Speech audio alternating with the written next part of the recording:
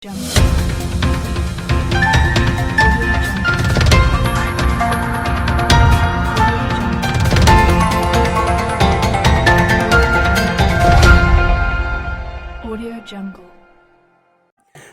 जनता party Jharkhand प्रदेश के अध्यक्ष दीपक प्रकाश ने कहा कि अटल बिहारी वाजपेयी ने राज्य का गठन किया है तो नरेंद्र मोदी ने झारखंड राज्य का विकास। गुरुवार को साहिबगंज परिसदन में पत्रकारों को संबोधित करते हुए दीपक प्रकाश ने बेबाकी से हर एक विषय पर अपनी राय रखी। राज्य की सरकार पर बरसते हुए जहां उन्होंने राज्य की सरकार पर को तुष्टीकरण वाली सरकार की संज्ञा दी, तो वहीं विकास के लिए नरेंद्र मोदी की सरकार की सराहना की। दीपक प्रकाश अपने एक दिवसीय प्रवास के क्रम में राजमहल विधानसभा क्षेत्र के कार्यकर्ता से मिलने के लिए गुरुवार को साहिबगंज पहुंचे हुए थे। गुरुवार को साहिबगंज में पत्रकारों से बात करते हुए दीपक प्रकाश ने कहा कि झारखंड का एकमात्र जिला साहिबगंज है जहां पवित्र गंगा नदी बहती है। यह एक स्वाभिमान का विषय है पूरे राज्य के लिए और इस स्वाभिमान के लिए हम सबको गौरवान्वित होने की आवश्यकता है। परंतु राज्य की सरकार पिछले 3 वर्षों से जिस तरह का कार्य कर रही है वह शर्मसार करने वाली बात है। जनता पार्टी के आदरणीय प्रदेश अध्यक्ष और राज्यसभा के सांसद श्री दीपक प्रकाश जी और का आगमन साहिबगंज जिला में 2 दिवसीय प्रवास के क्रम में हुआ है।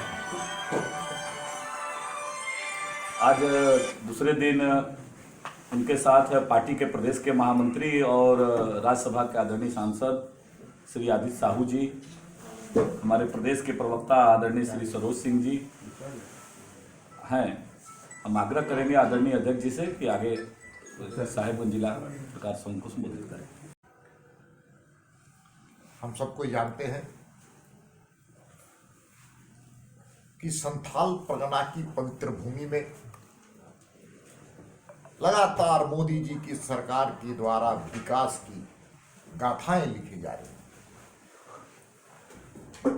संथाल परगना का एक एक हिस्सा विकसित हो, ये नरेंद्र मोदी जी की सरकार की प्रतिबद्धता है। क्योंकि अटल जी की जब सरकार थी तो ये अलग राज्य की स्थापना अटल जी के द्वारा की गई थी। अटल जी ने इस राज्य को निर्माण करने का काम किया था, तो मोदी जी की सरकार इसको विकसित करने का संकल्प लिया है। इसलिए आप देख लीजिए, आजादी के कालखंड से लेकर अब तक, और बेताब इसलिए है कि हम उस गृह मंत्री का अभिनंदन कर रहे हैं जिस गृह मंत्री ने धारा 370 और 35 को, जो कश्मीर के सवाल पर भारत को कमजोर करने का काम कांग्रेसियों ने किया था, धारा 370 और 35 को खत्म करने का काम। हम उस झारखंड के वासी, संथाल परगना के वासी, उस गृह मंत्री का अभिनंदन करने के लिए बेताब, जिन्होंने इस देश में महिला सशक्तिकरण के लिए 3 तलाक ऐसे विषयों को घमंडी सा खत्म करने का। हम उस गृह मंत्री का अभिनंदन करने के लिए यहाँ जनता तत्पर है जिन्होंने राम मंदिर के निर्माण में बहुत बड़ी भूमिका अदा करने का काम किया, वो भी हिंसा मुक्त शिलान्यास हुआ। एक भी पूरे देश में एक भी सांप्रदायिक घटनाएं नहीं, एक बेमिसाल काम, यही पवित्र है। और इस माटी की पवित्रता पूरे प्रदेश ही नहीं बल्कि देश में जाना जाता था। लेकिन दुर्भाग्य से 3 वर्षों के शासनकाल को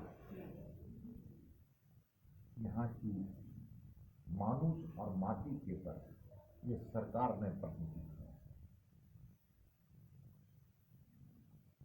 साहिबगंज जहाँ पवित्रता के लिए जाना जाता था, वहाँ पर इलीगल माइनिंग के कारण भ्रष्टाचार की असीम गाथाएं लिखी जाती हैं। और तो और हम लोग बचपन में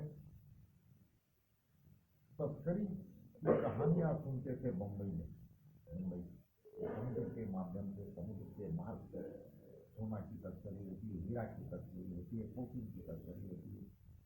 लेकिन झारखंड की जनता ने पहली बार देखा, हेमंत सोरेन की सरकार में गंगा जी जैसी पवित्र धारा में इलीगल माइनिंग का उपयोग जल मार्ग से किया गया, जल मार्ग से किया।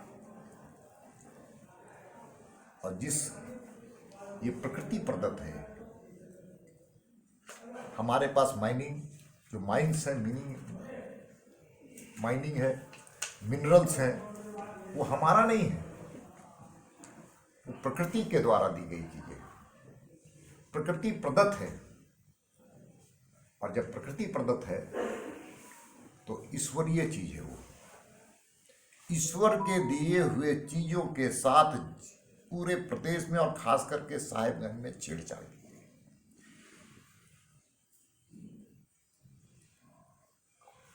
और जिसके कारण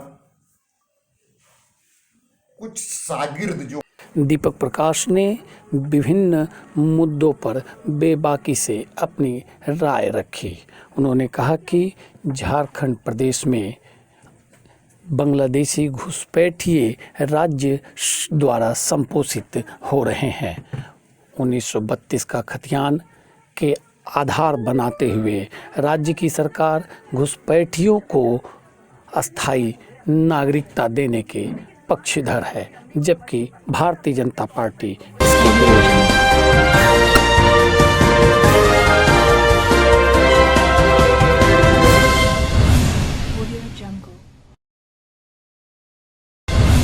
Audio Jungle.